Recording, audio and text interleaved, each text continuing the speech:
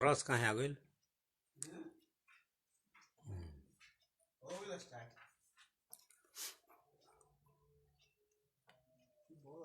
Hello hello.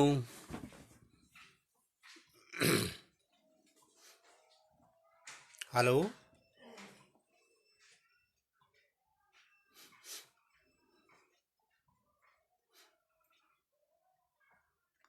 Hello.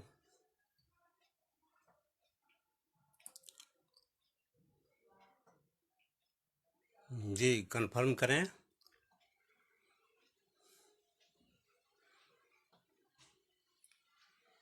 मेरी आवाज़ साफ है? जी नमस्ते शिव प्रकाश जी। रोहित कुमार जी। ठीक है सब। जी ठीक है सर। ठीक है संजय जी। शुरू करता हूँ। विद्याधर जी नमस्कार। नमस्कार रोहित जी।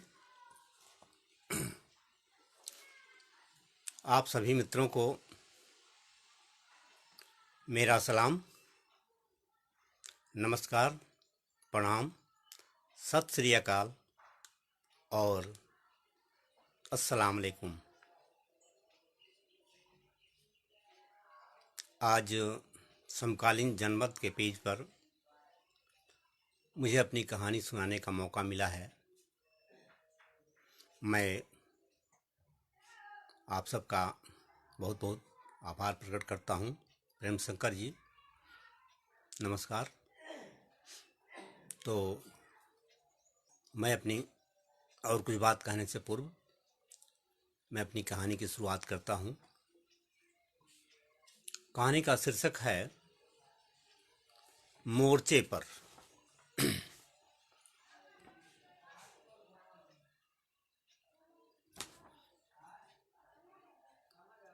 जी संतोष जी मैं बोल रहा हूँ, कहानी सुना रहा हूँ, सुनिए।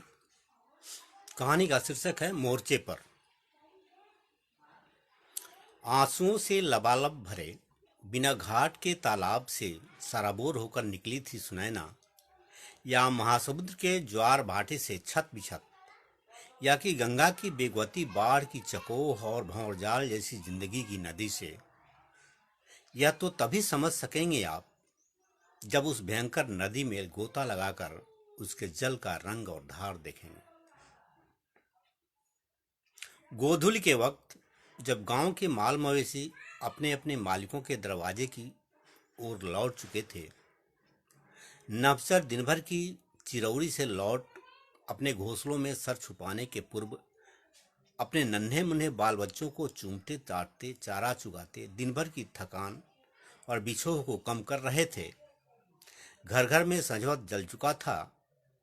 परिवार की नई नई दुल्हनें हे लक्ष्मी मेरे घर बरसो का मंत्र बुदबुदाती अपनी परंपरागत लीक को संभालती चूल्हा चौकी की चिंता में लग गई थी।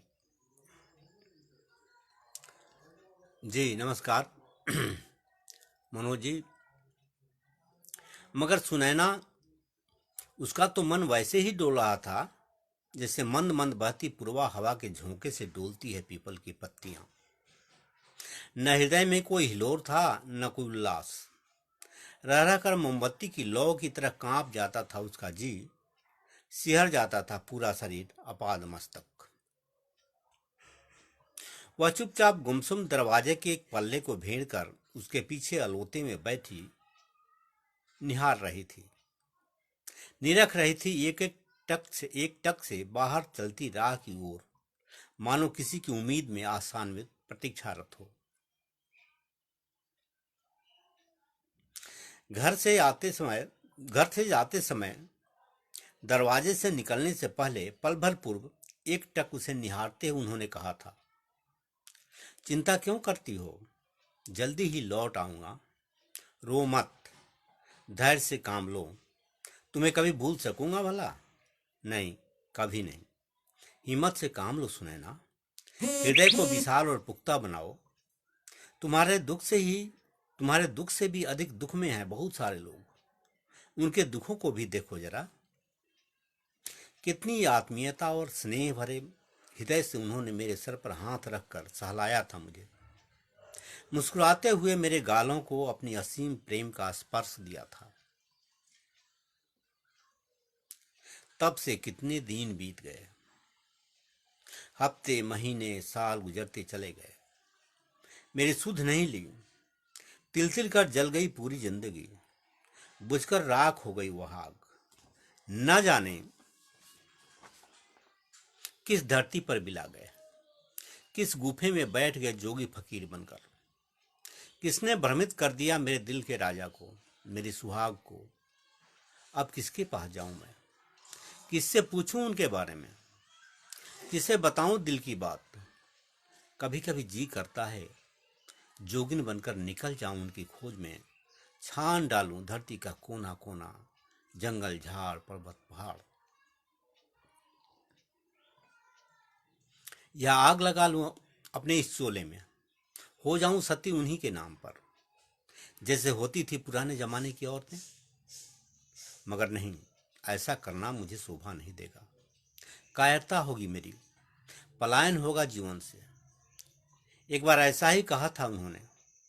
अभी तो गांव मोहल्ले के लोग चुप्पी साधे निगरानी कर रहे हैं मेरे अगले कदम की। अब किस राह जा रही है सुनैना, किससे मिलती जुलती है अपनी आग बुझाने के लिए।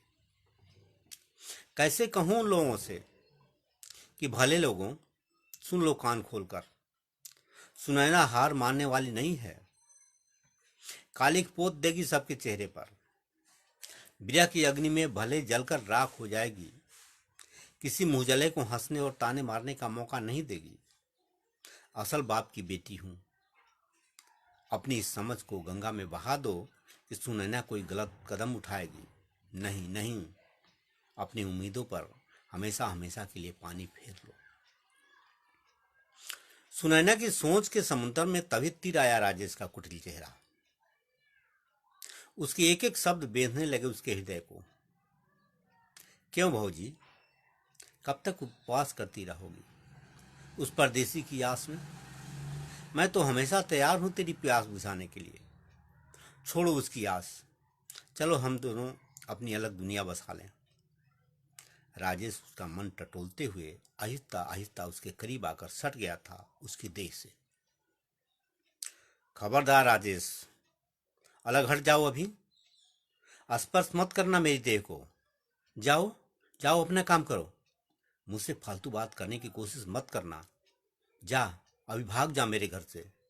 उसके शरीर में बिजली का करंट सा लग गया था एकाएक। राजेश हतप्रभ था, काठ मार गया उसे, चेहरा उतर गया उसका। उसे क्या पता था कि सुनैना इस तरह झटकार देगी उसे। वह तो समझता था सुनैना अकेली है, जल रही है विरह वेदना में। जले पर हाथ रखूंगा तो तसल्ली मिलेगी उसे।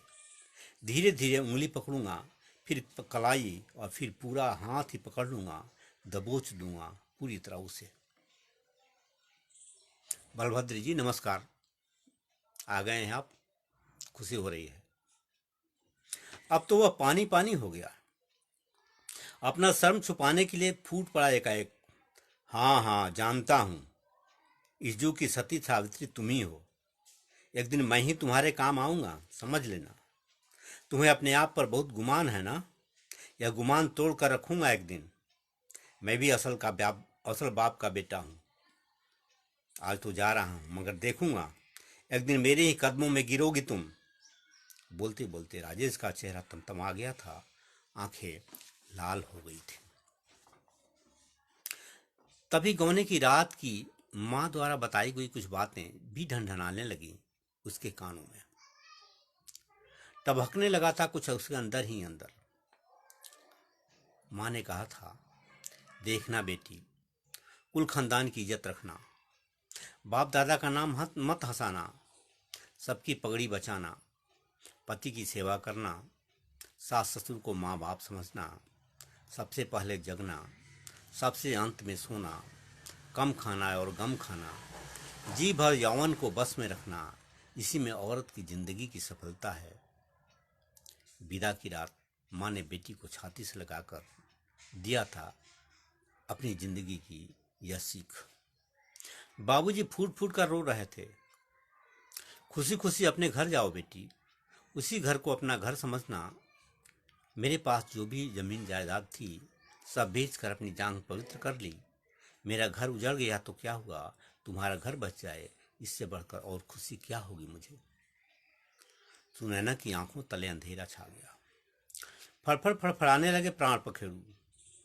जिस मिट्टी में खेल कूद कर बड़ी हुई, सुपली मौनी, बहुरा पिड़िया, व्रत किया, गोधन कूटा, धर्मा कर्मा के गीत गाए, वह गांव मोहल्ला सखी सहेलियां सब छूट गई। अब कैसा घर मिलेगा, कैसे लोग मिलेंगे, कैसा पति मिलेगा, कैसे सास ससुर होंगे, किसे मन की बात बताऊंगी, किसके आगे ठुनकूंगी। जी की जलन संभालती वह अपोह में पड़ी। कुम्हलाए तन मन का उछाह लिए चढ़ गई सुनैना विदाई की डोली पर। कहारों ने कंधे पर उठा लिए डोली। पिंजड़े में बंद तोते की तरह डोली के पर्दे को उठा उठा कर झांकती, रोती, देखती जाती वह छूटता हुआ गांव, बधार, बाग, बगीचा, आर, पोखर, सबके सब जाने पहचाने परिचित अब पराये बनने लगे थे, छूटने लगे थे पीछे। डोली बढ़ती गई, कहार बढ़ते गए, माया मोह उफन पड़े, फट पड़ा कलेजा, फूट पड़ी आवाज, बाबूजी हो बाबूजी, चारू ओरिया देखब ना लौको बे बाबूजी, माई हो माई, केकर गोदिया हमके अब सहेजी माई। सुनैना की करुण पुकार सुन रो पड़े बाग बगीचे, थथम गए राही बटोही। कहारों की दुल्की भी धीमी हो गई। कंधे का भार थोड़ा हल्का करने के लिए एक कहार ने चलते चलते एक राग छेड़ दिया। पिया के नगरिया तू चललू हो गोरिया, फूंक फूंकी चलिया तू आगे के डगरिया, बुझिया तू ओकरे के आपन नगरिया। कहार की टासी ने सुनैना के विलाप को बाधित कर दिया। अपनी शिष्यों को सहेजती हुई फिर खो गई अतीत की खो में। हाई स्कूल के दिन थे। मोटू मास्टर साहब कक्षा में पढ़ा रहे थे। बेटा और बेटी में कोई फर्क नहीं। बेटी को भी यदि बेटी की तरह सारी सुविधाएं दी जाएं, तो वह भी सब कुछ कर सकती है। किसी माने में वह बेटे से कम नहीं रहेगी। यही बात सभी माँ बाप को समझ लेना चाहिए। अपने साहस और बुद्धि केवल बेटियां भी बेटों से आगे बढ़ सकती हैं। हमारे वेद पुराणों में भी कई स्त्रियां ऐसी आई हैं, इनकी चर्चा है। काली, दुर्गा, लक्ष्मी, सरस्वती ऐसे ही हैं। तमाम लड़कियों को उनसे प्रेरणा लेनी चाहिए, कहा था मोटू मास्टर साहब ने। म्याऊं म्याऊं म्याऊं, सुनैना की सोच को उजली बिल्ली ने बाधित कर दिया। आकर बैठ गई आंगन के कोने में, मानो सुनैना से एकांत में कुछ कहना चाहती हो।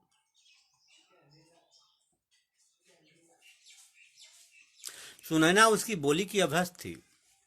मन ही मन समझ गई बिल्ली की बात। स्वगत बोली, हाँ री, मैं समझती हूँ तुम्हारी पीड़ा। दरवाजे दरवाजे बंधी है गाय भैंस, मगर चुल्लू भर दूध नहीं मिलता किसी के बच्चे को, तो तुम्हें कहाँ से मिलेगा।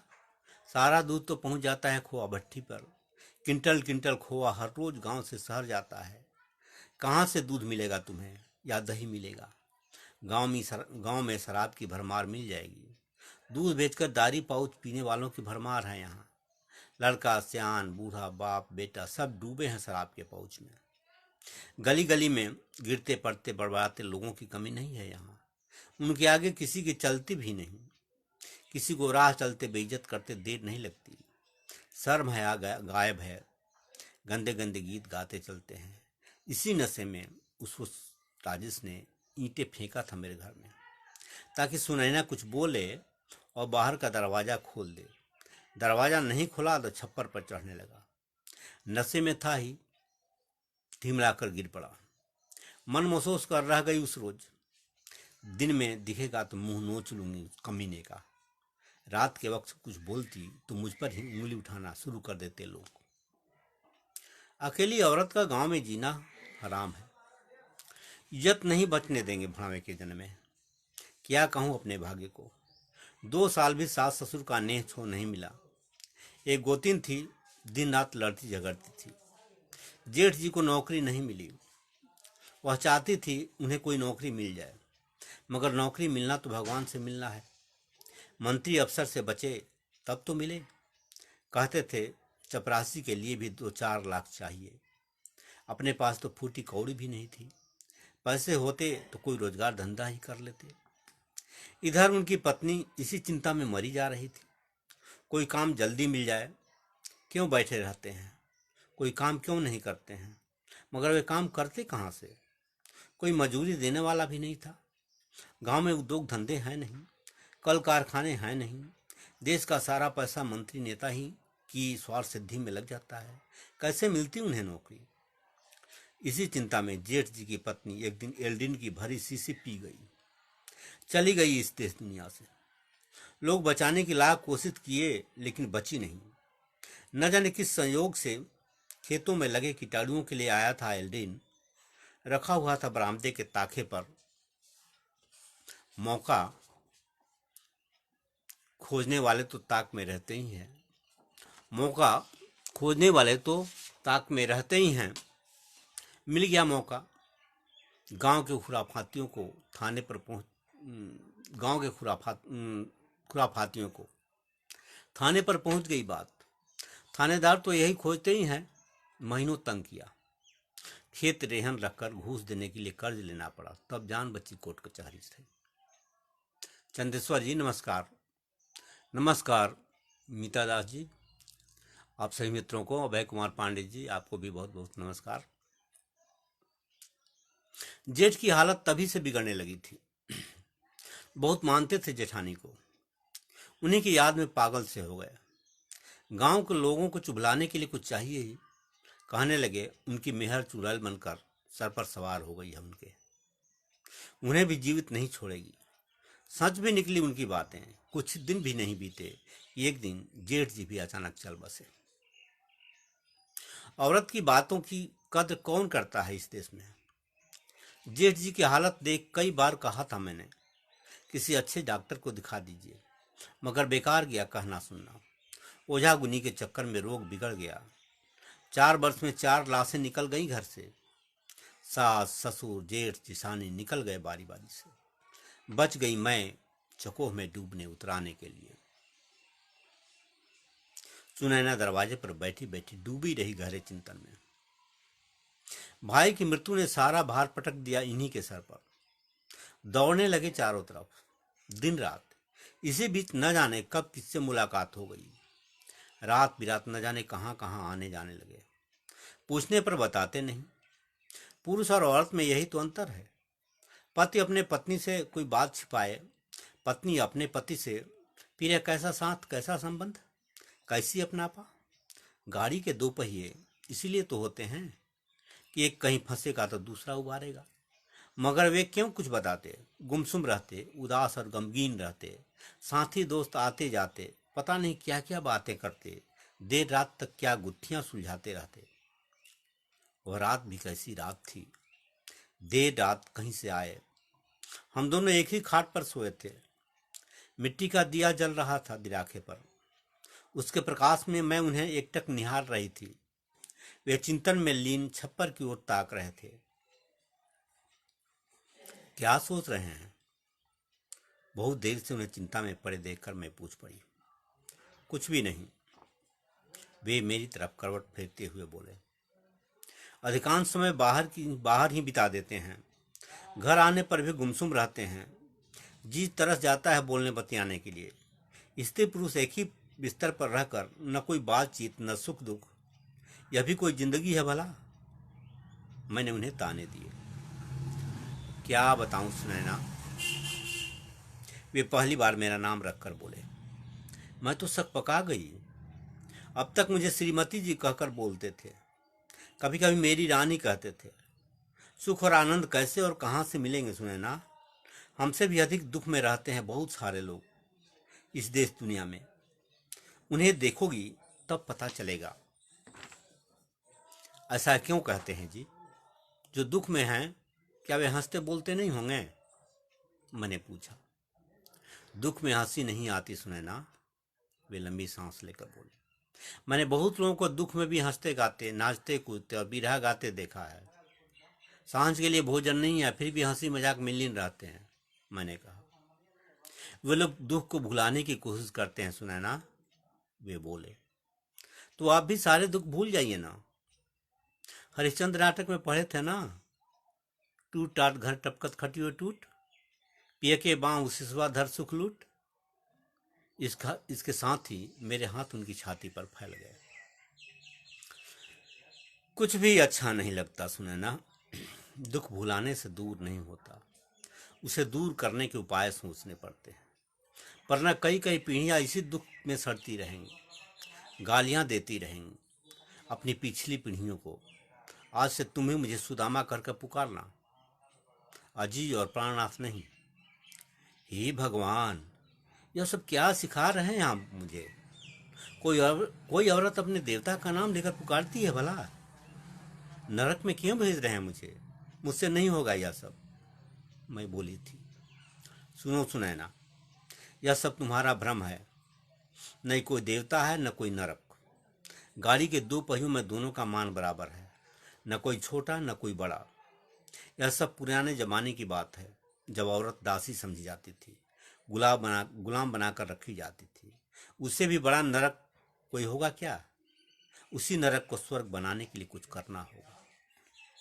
छोड़िए भी, मेरी समझ में नहीं आती आपकी बातें। कोई दूसरी बात कीजिए ना। जिसके पास ही चांद टकटकी लगाए हो, वो अंधेरे में क्यों भटकेगा? इसी चांद से ना अमृत बरसता है, जो देवताओं को भी दुर्लभ है। जल्दी निकलिए अपने अंधेरे गुफे से, चांद की अजोरिया का अमृत पान कीजिए। मैंने एकाएक उनके ओठ चूम लिए थे। वे बगैर मेरी ओर नजर घुमाए बोले, चांद को सूरज ही प्रकाश देता है सुनैना। मैं उस सूरज के लिए ही सोच रहा हूं, ताकि यह प्रकाश हमेशा बरकरार रहे। कुमार मुकुल जी नमस्कार। मेरे पल्ले नहीं पड़ती हैं आपकी बातें, जाइए, मैं नहीं बोलती आपसे। मैंने करवट फेर लिया ताकि वे मुझे मनाएं, प्यार भरे शब्दों से मेरा मनोहार करें, मुझे अपनी ओर खींचे। मुंह मत फेरो सुनैना, मेरी ओर देखो। मेरी बाह पकड़कर मुझे अपनी ओर घुमाने लगे वे। मैं जो सोचती थी उसे पूरा होते देख मन ही मन खुश थी मैं। फिर उनके हाथ मेरी छातियों की ओर बढ़ चले। जानती हो सुनैना, मैं क्या सोचता हूँ? वे बोले। क्या? बोलिए ना। भयास मैं ही चले गए, भौजी भी चली गई। बहुतेरे लोग इसी तरह बीमार पड़ते हैं, काल कवचित हो जाते हैं। हर रोज लोग आपस में मरते करते हैं, ऐसा क्यों है? काम के लिए इच्छुक लोगों को काम नहीं मिलता, जीने की लालसा होते भी हुए भी उसे जीवन नहीं मिलता। दिन रात खटने वालों को भरपेट भोजन दुर्लभ है। छोटे छोटे अबोध बच्चे पढ़ने लिखने और प्यार पाने की उम्र में जूठे प्लेट और गिलास धोने पर मजबूर हैं। कचरे की ढेर पर गंदे कागज प्लास्टिक सुनने को विवश हैं। हत्याएं, अपहरण, अपराध, व्यापार तेज है। हर तरफ हर तरफ बेईमानी ही बेईमानी, सांप्रदायिकता ही सांप्रदायिकता। यह सब क्यों है? रुकेंगे कैसे? मेरी चिंता यही है सुनैना। भैया को कोई काम मिल गया होता तो भौजी जीवन से मुख नहीं मोड़ती। भौजी हंसती लगती रहती तो भैया भी साथ नहीं छोड़ते। इस धरती पर स्त्री ही जीवन रस है सुनैना। उसी के इर्द गिर्द समाज की पूरी बनावट है, परिवार की पूरी बनावट है। वह नहीं रहे तो टूट बिखर जाए यह बनावट, छिन्न भिन्न हो जाएगी यह मजबूत गठन, तप्त हो जाएगी यह दुनिया। प्रकृति ने कुछ सोच कर ही फूल पौधे तमाम वनस्पतियों की रचना की है, ताकि संतुलन बना रहे। देखो देखो, आज वही संतुलन बिगड़ रहा है। स्वार्थी मानव अपनी लालच में सब कुछ तहस नहस कर रहा है और उसका नतीजा भी भुगत रहा है सुनैना। देख लो अपनी आंख से। अब तो 2 बीघे खेत में 1 बीघा बंधक है। कैसे गुजर होता दोनों भाइयों का? जिधर देखो उधर ही जात पात की अग्नि प्रज्वलित है। धर्म के नाम पर लहू की दरिया बह रही है। अगले पिछड़े का बाजार गर्म है। राजनेता अपनी रोटियां सेक रहे हैं। आखिर क्यों ऐसा कर रहे हैं वो? सर फटने लगता है सोच सोच कर।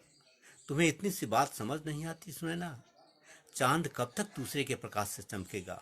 सूरज पर ही जब अस्थाई ग्रहण लग जाएगा तब क्या होगा, सोचो ना। अचानक ही उनकी उंगलियां मेरे सूखे होठों को सहलाने लगी। मेरा मन भी उलझ गया उनकी उसी चिंता में। क्या सोचती थी और अब क्या सोचने लगी। जी राम जी भाई नमस्कार। क्या सोचती, क्या सोचने लगी। तू भी भौजी की तरह एल्डिन की शीशी तो नहीं पी लोगी। मुझे चुप देखकर वे बोल पड़े। धत, मैं वैसा कुकर्म क्यों करूंगी। वो तो अनपढ़ जाहिल थी, समझ में नहीं आया।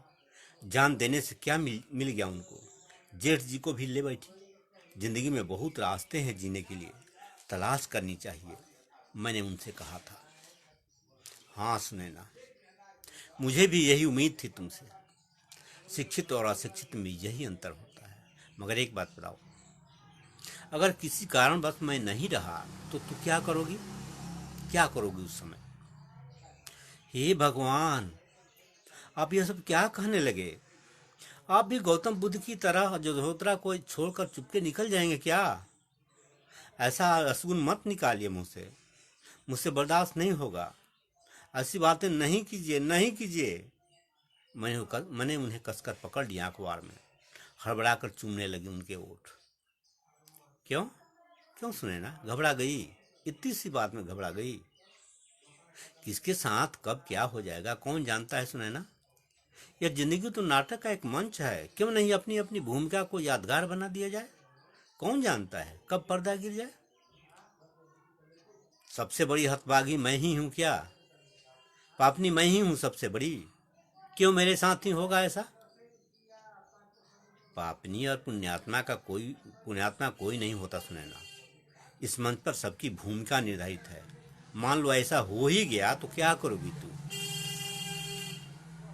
पति के प्रिय पास में बधी बधी मैं फिर खो गई मोटू मास्टर साहब की बातों में, मगर बोली कुछ नहीं। उनके होठों पर हाथ रख दी धीरे से। अब कुछ मत बोलिए, मत बोलिए मेरी कसम, अब कुछ मत बोलिए। मेरा मन घबरा रहा है, ऐसी बात सहा नहीं जाएगा मुझसे। कुछ पल दोनों शांत रहे। दोनों की सांसें एक दूसरे से टकराती रहीं, धड़कनें एक दूसरे को टटोलती रहीं। हाथ पैर शरीर सब एक होने लगे। फिर उन्होंने मुझे धीरे से गुदगुदाया, मेरी कलाई पकड़कर बोले, घबराने से काम नहीं चलेगा सुनैना। अपने अंदर इतना आत्मबल जरूर रखना चाहिए कि किसी भी कठिन से कठिन परिस्थिति में उसका सामना कर लूँगी।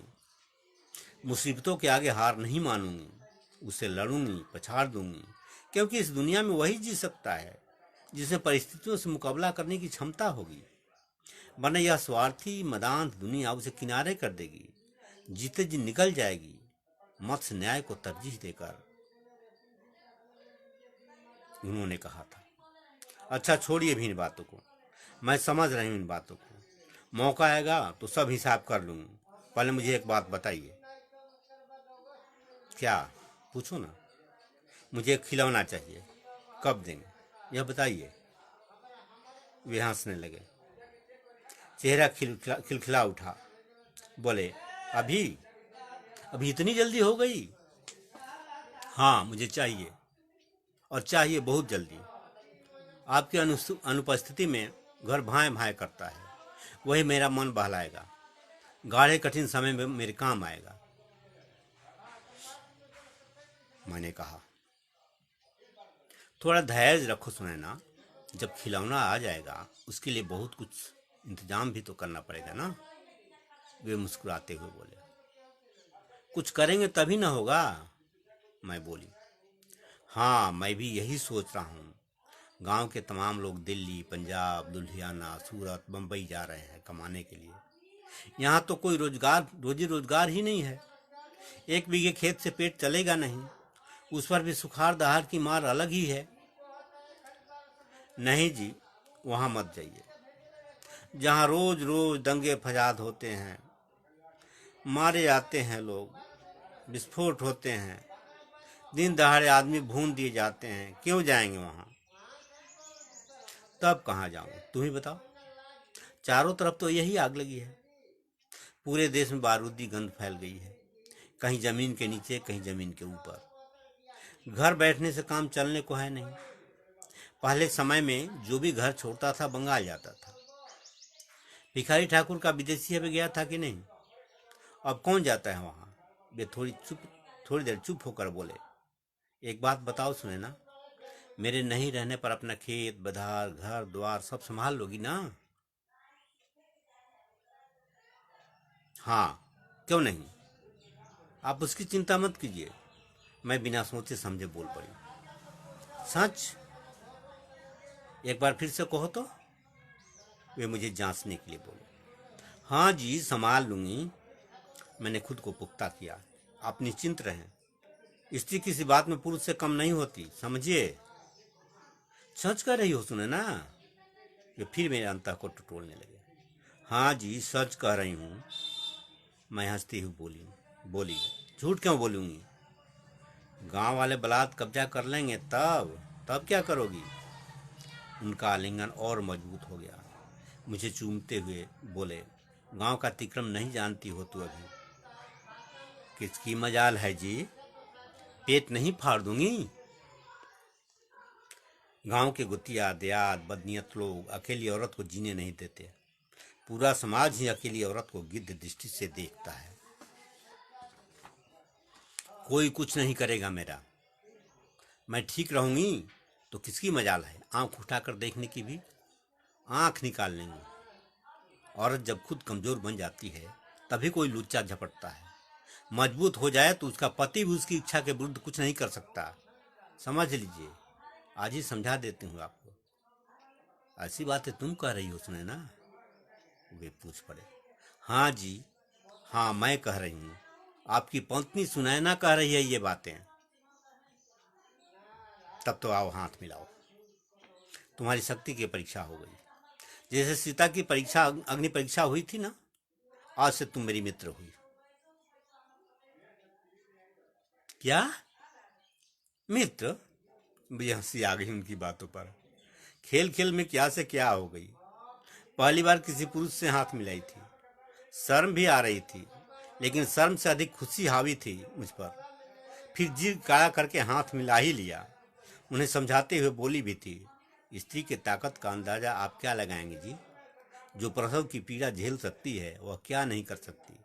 वो आपके हाथ का खिलौना बन सकती है तो रणचंडी भी बन सकती है। आप समझते क्या हैं स्त्री को? एक बार फिर मोटू मास्टर साहब की बातें मेरे जहन पर सवार हो गई। वाह सुनैना वाह, आज जी करता है तुम्हें खूब चूमूं। खुशी से पागल हो वे मुझे बार बार चूमने लगे।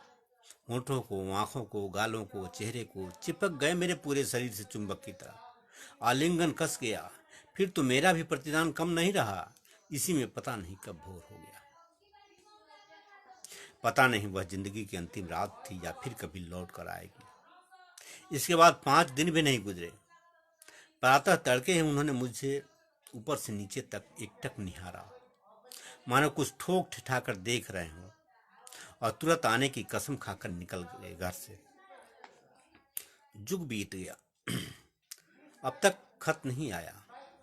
रंच पर भी यह बात उनके हृदय में नहीं आई कि सुनैना किस हालत में होगी, कैसी तड़पती होगी, कैसे बिखरती होगी। मगर उनका भी क्या दोष? मैंने ही उन्हें इतना विश्वास दिलाया था ना। उन्हें तो पूरा का पूरा भरोसा होगा मुझ पर, जैसे अपने परम मित्र पर करते हैं लोग। शायद वही भरोसा उन्हें टिकाए हुए है। मैंने ही तो पूरे भरोसे के साथ हाथ मिलाया था उनसे। अब तो इस राजेश के बच्चे को सबक सिखाना है। सातू पानी लेकर मेरे पीछे पड़ गया है। जानता है इतने लंबे वियोग के कारण सुनैना अंदर से टूट गई होगी। चलो अपनी दाल गला लूं। इसलिए होली के दिन आया था वह। लोग बाग होली के रंग में और नशे में ढोल मजीरा बजा बजा कर गा रहे थे, झूम रहे थे। होली के गीत फैले हुए थे चारों ओर। फागुन फाग पियासंग खेलब, रंग खेलब बलजोरी, और बांगला में उड़ेला बीर, आहोलल बांगला में उड़ेला बीर, बाबू कुंवर सिंह तेगवा बहादुर बांगला में डॉट डॉट।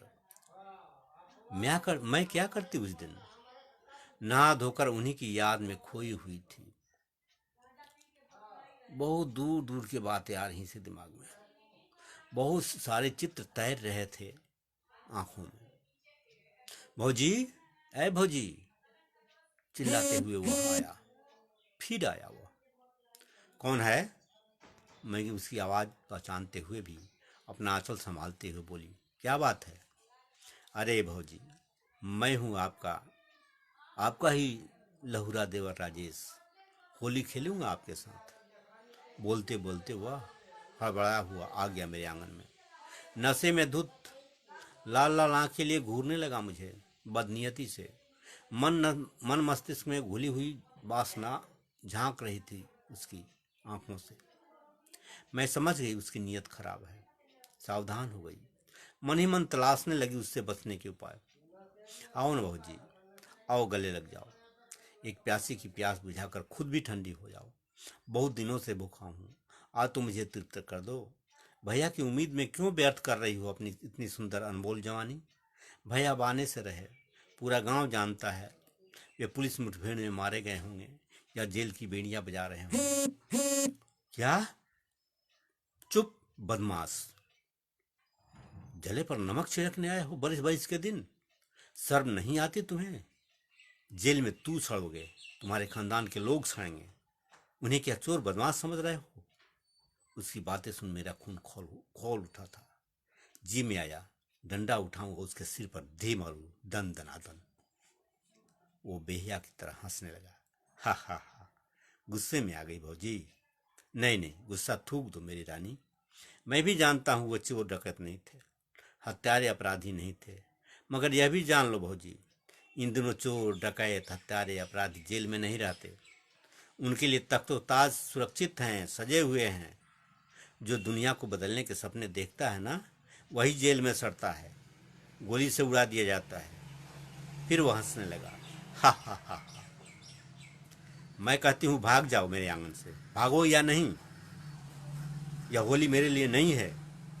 जिनके प्रियजन भूख से मर रहे हों, अपमान और जलालत की जिंदगी जीने को बाध्य हों, लड़ते हुए लहू से लथपथ हों, उनके लिए कैसी होली और कैसी दिवाली दे? तू कौन सा मुंह लेकर आए हो मेरे पास? मेरा क्रोध भड़क उठा। वह फिर मुस्कुराने लगा। क्यों भौजी, फागुन में बूढ़े भी देवर लगते हैं। मैं तो आपका हम उम्र हूँ, आपकी जवानी के योग्य। सच कहता हूँ भौजी, हम दोनों तृप्त हो जाएंगे। आ जाओ मेरी बाहों में, मेरी प्यारी, मेरी प्यारी, मेरी प्यारी भौजी। वह धीरे धीरे आगे बढ़ने लगा। उसके अंदर का राक्षस अपना रूप दिखाने लगा। अब मैं क्या करूं? मेरे अंदर का संकोच मुझे पथभ्रष्ट करता सा लगा। पास ही लकड़ी का चैला पड़ा था। मैंने इधर उधर देखा। तत्क्षण उठाई एक चैला और दे मारी उसके सर पर। करते भी क्या, मरता क्या ना करता। मगर यही तो जी का काल बन गया। उसका सर बुरी तरह फट गया। लहू लुहान हो गया उसका सिर। लहू लुहान सिर लिए कराहता हुआ बड़बाता हुआ भागा भागा निकल गया मेरे घर से। तीतर तीसरी उड़ान में पकड़ आता है रे। तुम्हारी जान नहीं छोड़ूंगा। तू समझती क्या हो? सत्तू अनसुईया बनती हो। अकेली औरत की इतनी मजाल। तुम्हारा सत तोड़कर दम नहीं लूंगा तो समझो कि मेरा नाम नहीं। मन का किधर जाएगा किधर। कैसे बीता होगा वह दिन, कितनी सताई होगी वह रात। कोई सोच कर तो देखे। मर्दों को जन्म देने वाली औरत की यह दुर्दशा। कभी कभी जी में आता है खूब गालियां दूं उनको, जो मुझे अकेली छोड़कर न जाने कहां आलोपित हो गए। मगर नहीं, मगर नहीं। फिर सोचती हूँ, कौन जानता है वे किस आफत विपत में है, किस तरह जी रहे होंगे।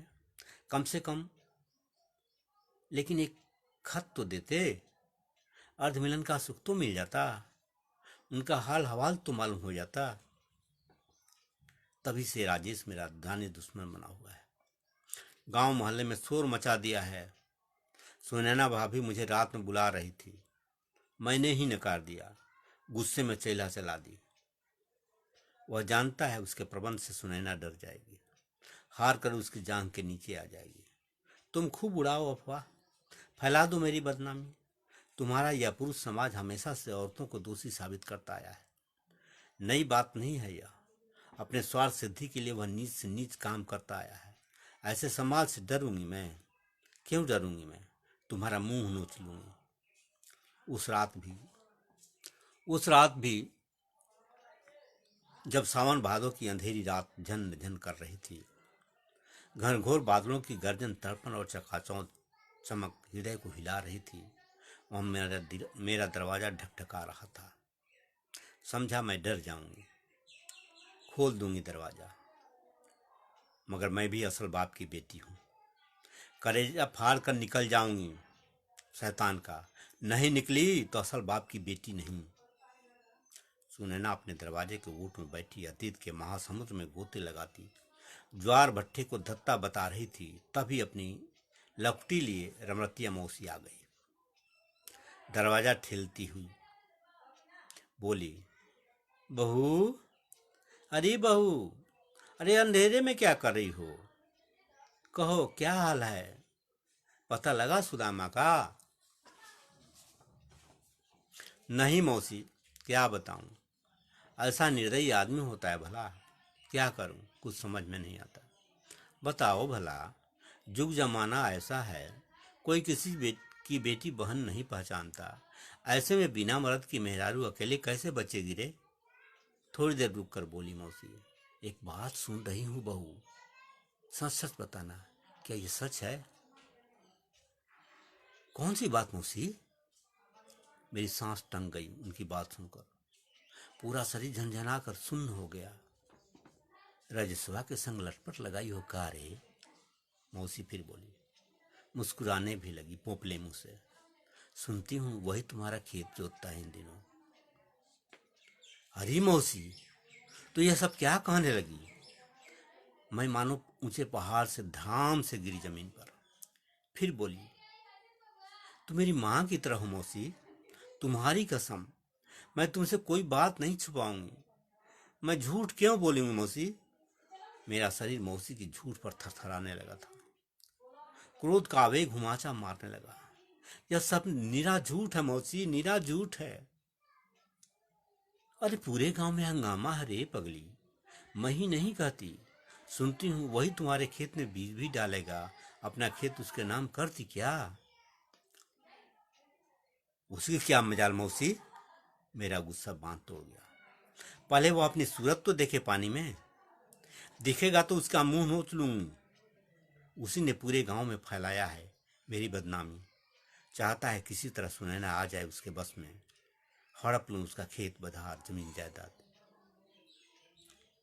मौसम की बूढ़ी आंखें मुझे भीतर बाहर पढ़ने लगी थी। फिर बोली, सुनती हूँ चैत महीने में वो फिर तुम्हारे पास आया था। क्या हुआ उस दिन?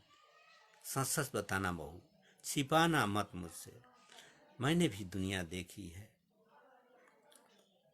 वो तो बहुत दिनों से मेरे पीछे पड़ा है मौसी, तुमसे झूठ क्यों बोलूं? अब तो पंच भी बिकाऊ हो गए, मुंह देखी बात करते हैं। कहूँ किससे? उस दिन चैत की शिवरात्रि थी, चारों ओर चैत की धूम मची थी। गोल वाले गा रहे थे, चैत के दिनवा मवा मोजरले हो रामा गोरी के कंगनवा, सुतल बलम के जगावे हो रामा गोरी के कंगनवा। दूर दूर से सुनाई पड़ रही थी। यही धुन रटता हुआ राजेश आ गया एकाएक मेरे आंगन में। मैं अभी जगी हुई ही थी, अकेली पड़ी थी खटिया पर। कभी बचपन की बातें याद आ रही थी, कभी जवानी की, कभी पीहर दिखती, कभी माए के। डोल रही थी मैं द्वंद में, इधर से उधर, उधर से इधर। वो आते ही ढह गया मुझ पर, गाने लगा, गोरी गोरी बइया में हरी हरी चूड़ी जय रामा लीला राप, सो भेला इंगूर के बुनवाए रामा लीला राप। पागलों की तरह रट रहा था वह, धुन में, शायद नशे में था। मैं झटके से उठ बैठी, तब तक वह दुशासन बन गया। मैं भागकर अस्त व्यस्त बाहर निकली, चिल्लाने लगी जोर जोर से। मेरी साड़ी का एक छोर अब भी उसके हाथ में थी। ब्लाउज और पेटीकोट दिखने लगा था। मैं जोर जोर से चिल्ला रही थी। उसने देखा लोग जुट जाएंगे, रंगे हाथ पकड़ा जाऊंगा। धड़ पर साड़ी छोड़कर निकल भागा। भागा ऐसे भागा ऐसे कि पीछे मुड़कर नहीं देखा। अब तुम ही सोचो मौसी, पूरे गांव की मौसी हो तुम, सभी तुम्हें इज्जत देते हैं। तुम ही बताओ इसमें क्या है मेरा दोष, कितना दोष है। मुझे तो मौका ही नहीं मिला, वरना उस दिन भी उसे लहूलुहान करके छोड़ती। मैं बच गई, वरना लोग झूठ को सच साबित कर देते। औरत इस समाज की गई गुजरी चीज है न मौसी। पुरुष जब जो चाहे इल्जाम लगा सकता है, फिर भी दोष मुक्त है। तुम तो औरत हो न मौसी, मेरा दुख नहीं समझ सकती हो। अब तुम ही बताओ, वह मेरा खेत कैसे जोत सकता है? मैं उसका लाद नहीं फाड़ दूंगी क्या? वह मुझे समझता क्या है? यह बात तो है बहू। मौसी गंभीर हो गई अब एकाएक। हाँ मौसी, तुम्हारी कसम, बस यही बात है। अभी मैं उनकी राह देख रही हूँ, वरना घर से निकलते देर नहीं होगी मुझे। मैंने उन्हें विश्वास दिया है, घूंघट में रहने से बुरा काम कोई नहीं है। यही कमजोर हुए बनाए हुए है पूरे औरत समाज को। तुम ही तो बेकार ही सुदामा की राह देख रही हो बहू। मौसी फिर बुदबुदाई। दुनिया चांद पर जा रही है और तुम खूंटा पकड़े बैठी हुई हो। चांद पर तो जा रही है मौसी, बात सही कह रही हो तुम, मगर दिमाग में पूरा का पूरा बेशुमार कचरा और कीचड़ लिए जा रही है। वहां भी गंदगी फैलागी, सड़ान और बदबू भर देगी। पहले अपने दिमाग तो साफ कर लेती, फिर चाहे चांद पर जाती या सूरज पर। अरे बहू सुन, गांव में लुच्चे लुटेरों की कमी नहीं है। कब तक देखोगी उसकी राह? नया घर बसा लेना, बसा लेने जिंदगी, घुट कर मत मर। मौसी मेरा मन थाने के लिए बोली। यह क्या कहती हो मौसी? मृग तृष्णा में दौड़ने से प्यास बुझती है भला?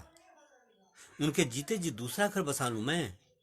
वे कसम खा कर गए हैं, कसम दिला कर गए हैं, विश्वास दे कर गए हैं मुझसे। आएंगे जरूर, मैं अंतिम सांस तक राह देखूंगी उनकी। आएंगे तो जीवन सफल हो जाएगा, नहीं आए तब भी समझूंगी जिस सिद्धि के लिए गए हैं उसे पा लेंगे। चोरी चोरी तो नहीं गए हैं ना? बता कर गए हैं, अपनी जिम्मेवारी मुझे सौंप कर गए हैं।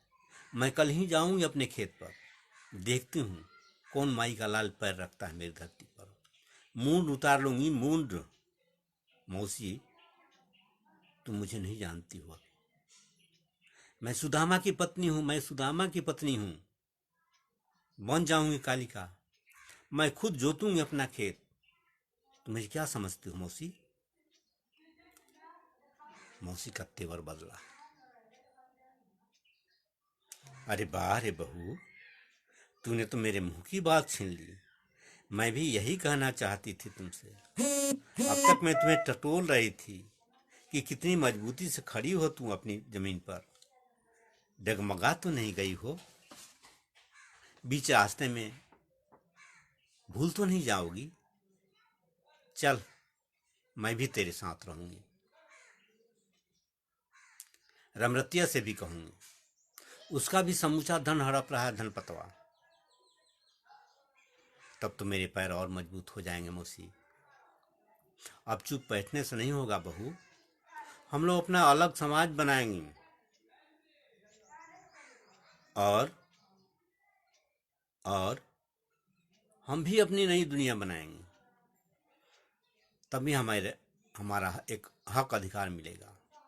हमें भी अपनी आंखें खोलनी होगी, देश दुनिया को गहराई से समझनी होगी। पाउडर, क्रीम, लिपस्टिक, स्नो लगाकर श्रृंगार पटार करके मर्दों को रिझाने से हमें हमारा अधिकार नहीं मिलेगा। टीवी पर नंगी देह दिखाने और लचकने भटकने से नहीं मिलेगा। झूठी प्रशंसा से मस्त होकर चावल दाल साग सब्जी की तरह बिक जाने से नहीं मिलेगा।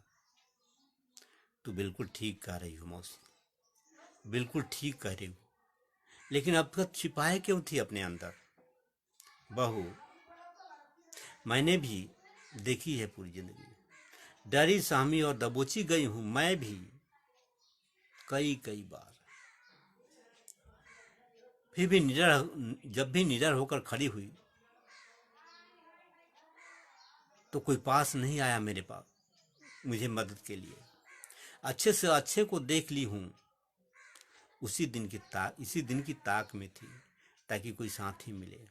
अब तू मिल गई हो। अपनी लड़ाई तो अब शुरू होगी बहू, अब शुरू होगी। चल अंदर चल। दिया जला, पूरा घर अंधेरे में डूबा है।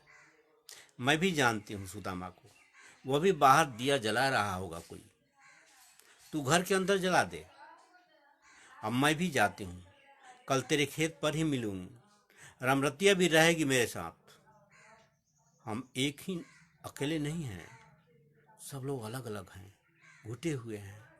हाथ से हाथ मिलाएंगे तो हम सब नई दुनिया बसा लेंगे। मौसी अपनी ठिंगुरी उठाई और ठक ठक करती हुई चली गई। सुनैना भी दरवाजे से उठकर आंगन में आई, दिए को जलाकर दिराके पर रख दी। पूरे घर आंगन में एक नई रोशनी फैल गई। तभी उजली बिल्ली म्याऊं म्याऊं करती आई और सुनैना के साथ चिपक गई, मानो कह रही हो मैं भी तुम्हारे साथ चलूंगी खेत पर। दूसरे दिन सूर्योदय होते ही सुनैना अपने खेत की सिवान पर खड़ी थी, तनी हुई खड़ी थी। सूरज पूरब में उग रहा था। लाल लाल सूरज का गोला वह साफ साफ देख रही थी और उस सूरज के प्रकाश में सुनैना की छाया फैल रही थी। पूरी धरती पर एक लंबी दूर दूर फैली हुई थी उसकी छाया। जी धन्यवाद। मेरी कहानी समाप्त हुई और आप सबने मेरी कहानी को सुना। मैं आप सबका बहुत बहुत आभार प्रकट करता हूँ। मित्र रामायण प्रकाश जी, आपको बहुत बहुत प्रणाम।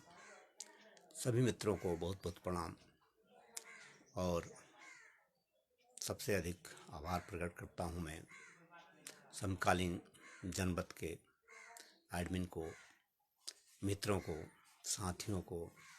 जी कामनी जी, प्रणाम आपको कि आपने मुझे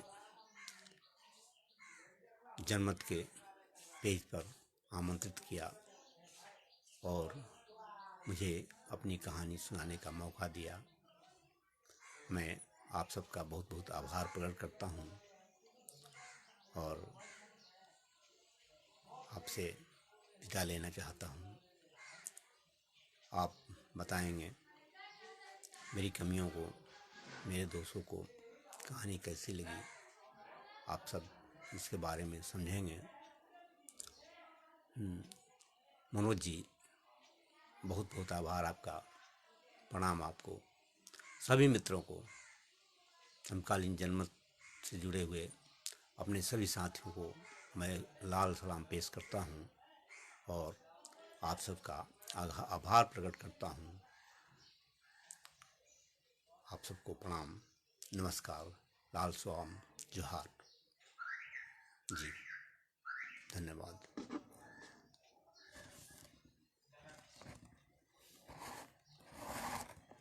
मैं इसे अब बंद करता हूँ।